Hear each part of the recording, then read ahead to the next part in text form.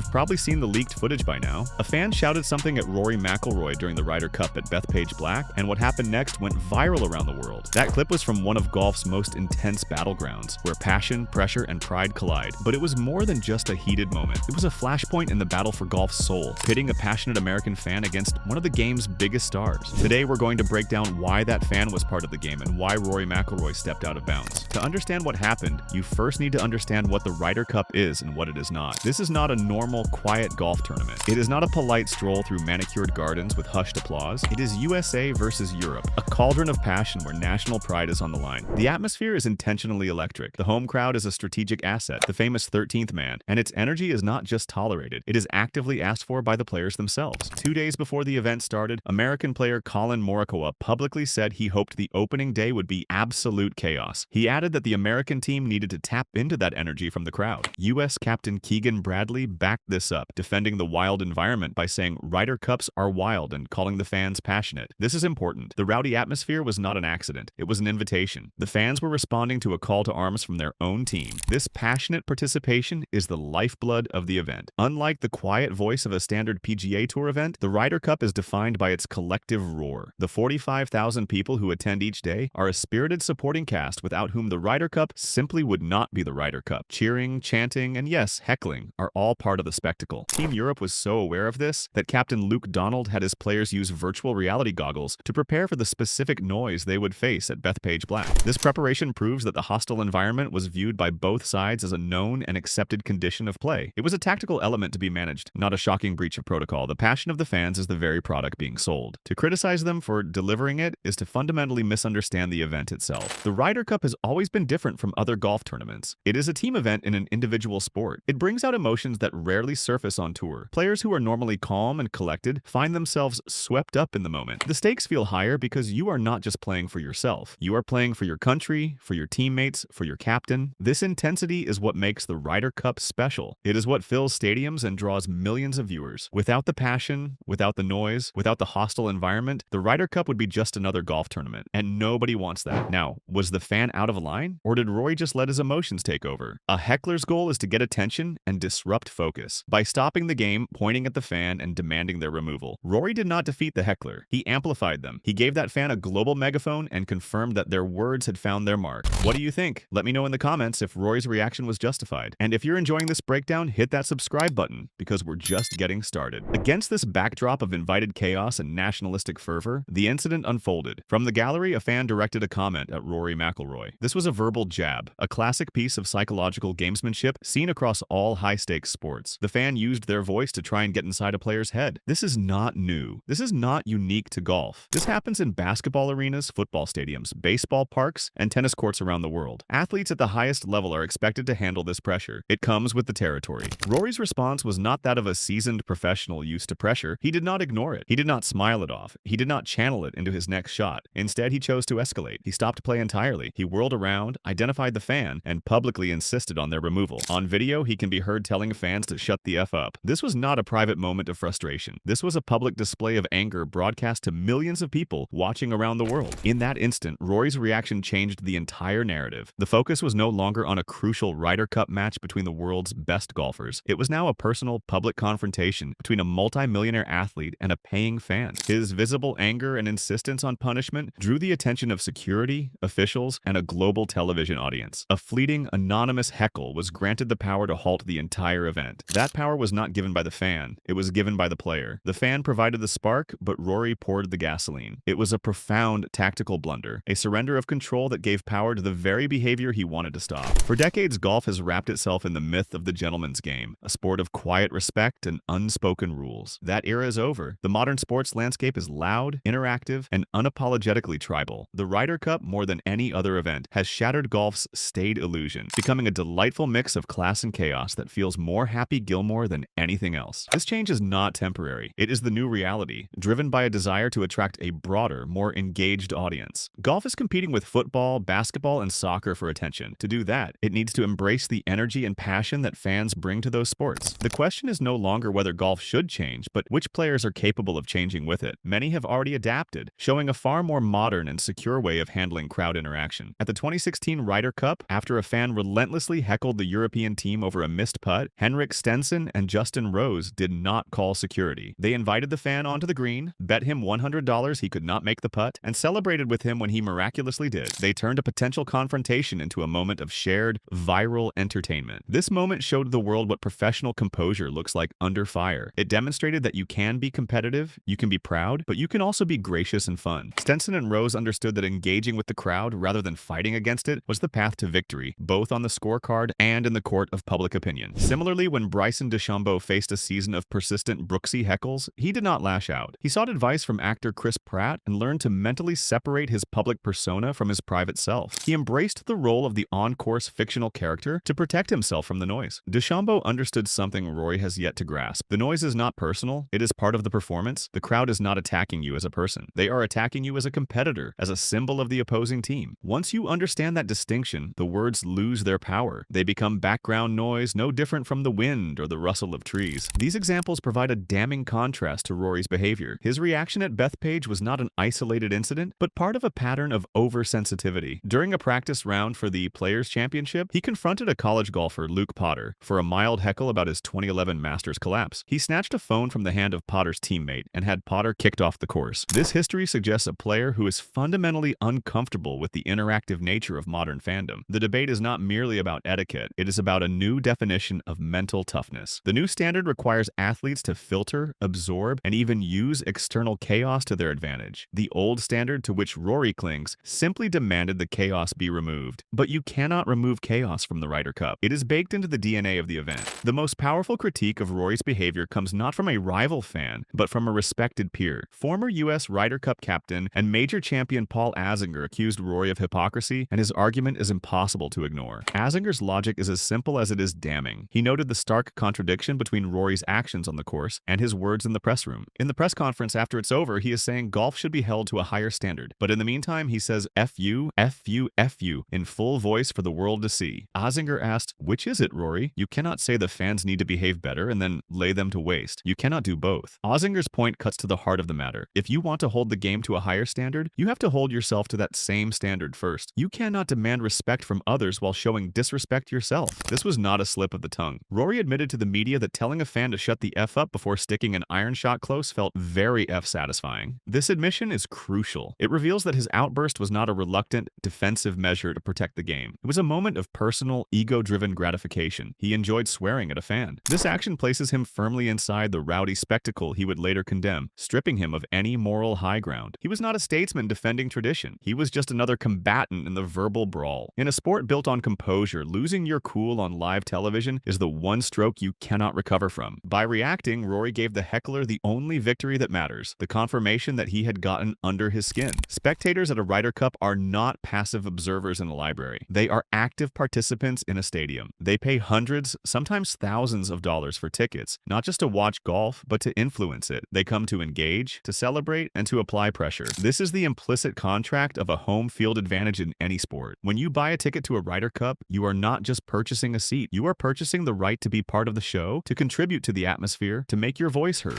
The American fan at Bethpage was fulfilling this role. Their actions were validated by their own team's leadership. Captain Keegan Bradley did not condemn the crowd. He defended them. He correctly identified their behavior as passionate, and a direct result of their home team is getting beat bad. He understood that the noise was a sign of their investment in the outcome. Before the tournament even began, Colin Morikawa was calling for absolute chaos, recognizing the crowd's energy as a weapon for the American side. When the players themselves are asking for chaos, they give up the right to complain when it arrives. You cannot invite the storm and then complain when it rains. The power dynamic in these confrontations is overwhelmingly skewed. On one side is a globally recognized multi-millionaire athlete protected by ropes, security, and event officials. On the other is an anonymous fan whose only tool of influence is their voice. When Rory used his immense power and platform to single out and silence that voice, it was not an act of a victim standing up to a bully. It was an act of a powerful figure silencing a paying customer who dared to challenge him. While a line can certainly be crossed with threats or hateful slurs, actions which Rory himself admitted came from a minority of the crowd. The act of competitive heckling is a legitimate part of the modern sports contract. If you're competing on one of the biggest stages in golf, you have got to expect noise. You do not silence the crowd. You rise above it. That is what separates the great from the good. That is what defines a champion. The ability to take everything the crowd throws at you and turn it into motivation rather than frustration. This entire controversy boils down to a single question. Was Rory McIlroy protecting the sportsmanship of golf, or was he merely protecting his own ego? ego. His own words suggest the latter. In his post-round comments, he revealed his true complaint. "I did not hear a lot of shouts for Scotty today, but I heard a lot of shouts against me." This is not a plea for fairness. It is a complaint that the opposing fans were not cheering for him. A stunningly naive expectation for an athlete in an away game. What did he expect? That American fans would cheer for the European team? That they would give him standing ovations while he tried to beat their country? This expectation shows a fundamental misunderstanding of what the Ryder Cup is all about. True sportsmanship is not about demanding a comfortable, sterile environment. It is about showing resilience in an uncomfortable one. It is about mental fortitude. The irony is that Rory himself once understood this. After facing a hostile crowd at the 2016 Ryder Cup, he proudly proclaimed, "It fueled me a lot. The more they shouted, the better we played." That version of Rory understood the game. He understood that adversity makes you stronger, that hostile crowds can be turned into fuel for performance. What changed between 2016 and 2025? It was not the fans. It was Rory's capacity to handle the pressure. His teammate Shane Lowry, who also endured the crowd's anger, had a different perspective, declaring of the intense atmosphere, "This is what I live for." Lowry gets it. He understands that these moments of intensity, these battles against hostile crowds, are what make the Ryder Cup legendary. These are the memories that last forever, the stories that get told for decades. The moments when you face adversity and overcome it, not the moments when you demand that adversity be removed. Rory's appeal to golf's higher standard was not a noble defense of the game's soul. It was a strategic weaponization of an outdated concept of etiquette. When he found himself losing the psychological battle with the crowd, he attempted to disqualify their tactics by invoking a special set of rules that apply to no other modern sport. It was an admission that he could not win on the established terms of engagement, so he demanded the terms be changed to suit his sensitivity. This is not leadership. This is not mental toughness. This is retreat disguised as principle. In the final analysis, the story of this viral moment is simple. The fan heckled, Rory erupted, and the world divided. But the verdict should be clear. The American fan, caught up in the passion of a nationalistic contest his team was losing, acted within the loud, chaotic, and accepted norms of a modern Ryder Cup. He used his voice as a participant in the spectacle. It was Rory McIlroy who crossed a more significant line, not a line of etiquette, but the line that separates elite professional composure from public fragility. A professional athlete, particularly one of his stature and experience, is paid millions to perform under pressure. That pressure comes from the opponent, the stakes, and the thousands of fans whose passion fuels the entire enterprise. To demand the removal of that pressure is to demand an exemption from the very essence of competition. You cannot preach mental toughness and then crumble under a comment from the gallery. You cannot be the face of resilience one moment and the picture of fragility the next. Champions absorb the noise, process it, and use it as fuel. They do not let it derail them. In my view, the fan did not cross the line. Rory did. His public meltdown was a failure of the mental fortitude that defines champions. It was a moment of weakness that overshadowed his team's victory and revealed a crack in the armor of one of golf's biggest stars. The game has changed, and champions must change with it. Who was in the wrong here? The fan for speaking, or Rory for snapping? Drop your thoughts below. If you enjoy real talk on golf's biggest controversies, hit like and subscribe. We have got more unfiltered Ryder Cup moments coming.